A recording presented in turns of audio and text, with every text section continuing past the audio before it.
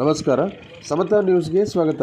ಶಿಡ್ಲಘಟ್ಟ ವಿಧಾನಸಭಾ ಕ್ಷೇತ್ರದ ನಾಗಮಂಗಲ ಗ್ರಾಮ ಪಂಚಾಯಿತಿಯ ನೂತನ ಅಧ್ಯಕ್ಷ ಮತ್ತು ಉಪಾಧ್ಯಕ್ಷ ಸ್ಥಾನಗಳು ಜೆಡಿಎಸ್ ತೆಕ್ಕೆಗೆ.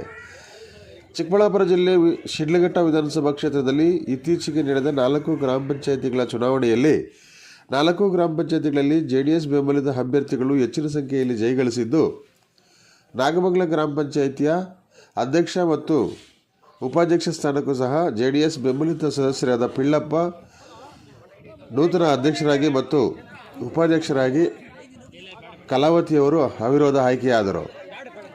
ಇದೇ ಸಂದರ್ಭದಲ್ಲಿ ಚುನಾವಣಾಧಿಕಾರಿಯಾಗಿದ್ದ ದಿನೇಶ್ ಹಾಗೂ ಪಂಚಾಯಿತಿ ಅಭಿವೃದ್ಧಿ ಅಧಿಕಾರಿಗಳಾದ ನಯನಾ ನಿಖತ್ ಹಾರ ಹಾಗೂ ಮುಖಂಡರುಗಳಾದ ಶ್ರೀನಿವಾಸ್, ನಾಗೇಶ್, ದೇವರಾಜ್, ಮುನಿಕೃಷ್ಣ, ಆಂಜಿನಪ್ಪ, ಮುನಿತಿಮ್ಮಪ್ಪ, ಶಿವರಾಜ್, ರಾಜ್ಕುಮಾರ್, ಶಂಕರ್, ನಾಗೇಂದ್ರ, ಚೇತನ್, ಆಂಜಿನಮ್ಮ, ಅಭಿ, ನವೀನ್ ಇತರರು ಹಾಜರಿದ್ದರು. ವರದಿ ಪ್ರಧಾನ ಸಂಪಾದಕರು ಅರಕೆರೆ ಮುನ್ರಾಜ್, ಸಮತಾ ನ್ಯೂಸ್, ಶಿಡ್ಲಘಟ್ಟ.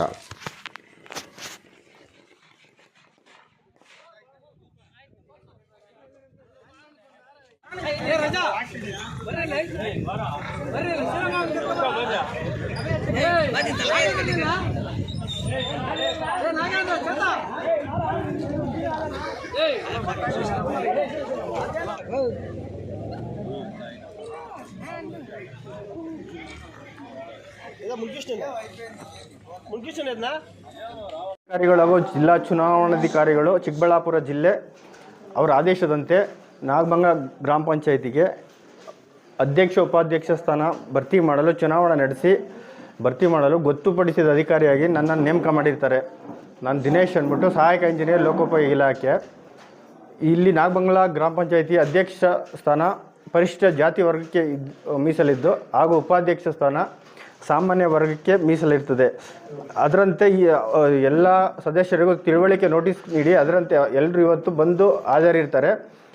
ಇವತ್ತು ಈ ದಿನ ನಾಮಪತ್ರ ಸಲ್ಲಿಸಲು 10 ಗಂಟೆಯಿಂದ 11 ಗಂಟೆವರೆಗೂ ಸಮಯ ಇದ್ದು, ಅದರಂತೆ ಅಧ್ಯಕ್ಷ ಸ್ಥಾನಕ್ಕೆ 1 ನಾಮಪತ್ರ ಬಂದಿರ್ತದೆ, ಅದು ಪಿಳ್ಳಪ್ಪ ಎನ್.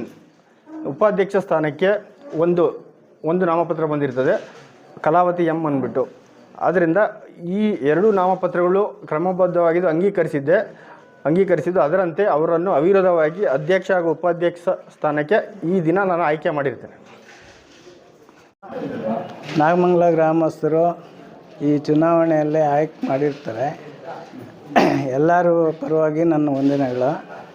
ಆಮೇಲೆ ಮುಖ್ಯವಾಗಿ ನಮ್ಮ ಚುನಾವಣೆ ಅಧಿಕಾರಿಗಳು ದಿನೇಶ್ ಸಾಹೇಬರು ಬಂದವರೆ, ಅವ್ರಿಗೂ ನನ್ನ ವಂದನೆಗಳು.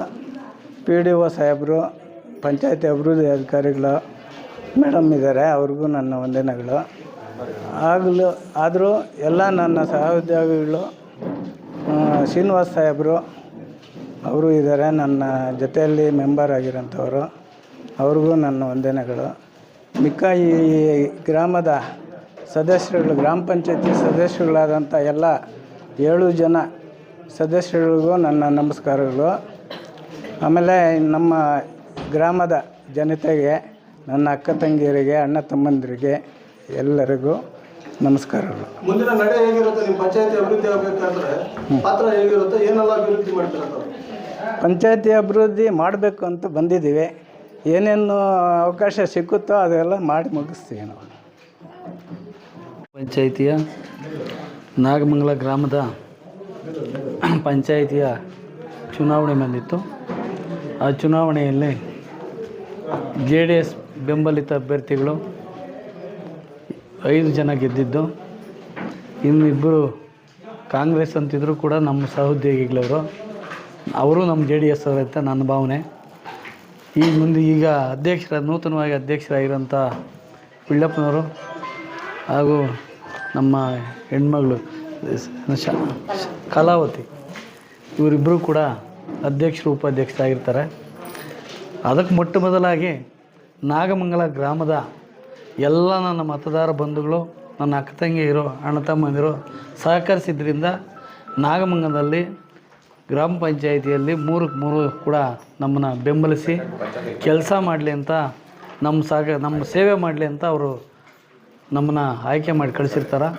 ಅವರ ನಂಬಿಕೆಗೆ ಅರ್ಹರಾಗಿ ಅವರ ನಂಬಿಕೆಯನ್ನು ಹುಸಿ ಮಾಡದೆ ನಾವು ನಡ್ಕೊಂತೀವಿ ಅಂತ ಈ ಸಂದರ್ಭದಲ್ಲಿ ತಿಳಿಸ್ತಾ, ಮುಂದಿನ ದಿನದಲ್ಲಿ ಏನೇ ಅಭಿವೃದ್ಧಿ ಕಾರ್ಯ ಆದರೂ ಕೂಡ 7 ಜನ ಸದಸ್ಯರು ಕೂಡ ಒಗ್ಗಟ್ಟಾಗಿ ಒಂದೇ ಮಾತಿನಲ್ಲಿ ನಾವು ನಡೆಸ್ಕೊಂಡು ಹೋಗ್ತೀವಿ ಪಂಚಾಯತಿನ ಅಂತ ಈ ಸಂದರ್ಭದಲ್ಲಿ ತಿಳಿಸ್ತಾ, ಮೊದಲಾಗಿ BN ರವಿಕುಮಾರ್ ಅಂತ ನಮ್ಮ ಶಾಸಕರು, ಜನಪ್ರಿಯ ಶಾಸಕರಿದ್ದಾರೆ.